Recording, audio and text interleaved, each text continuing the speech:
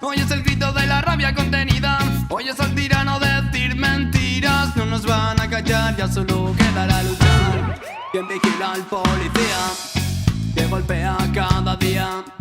Nuestra vida reprimida, solidaridad activa hasta el puño rebeldía. No me digas que no hay que luchar. Cuánta gente ha quedado ya atrás. Su ejemplo vivo sigue.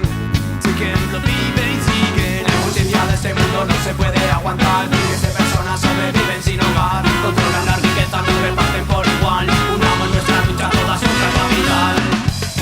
No es fácil ya salir de la norma, quitarse la venda, conservar la memoria.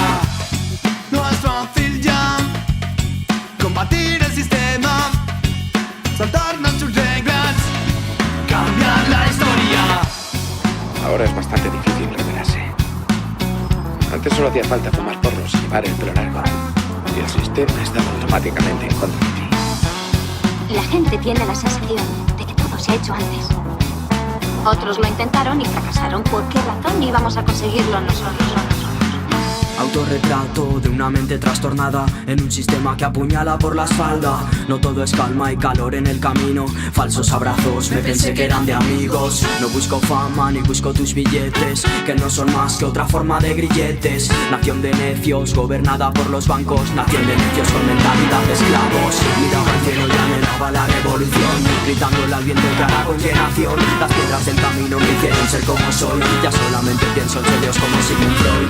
Canto mientras el puño levanto, canto en memoria de todos los olvidados que por una sociedad más justa lucharon y de su vida merecen ser recordados.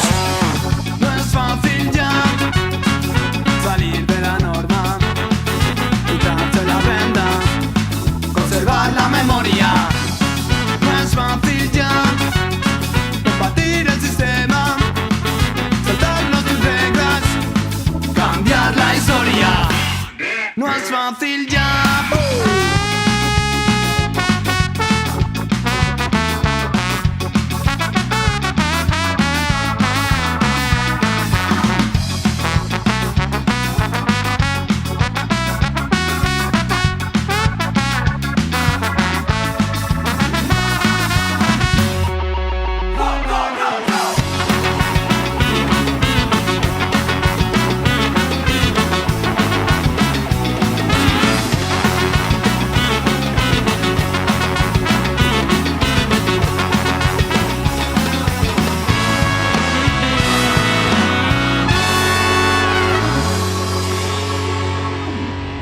¿Qué te parece?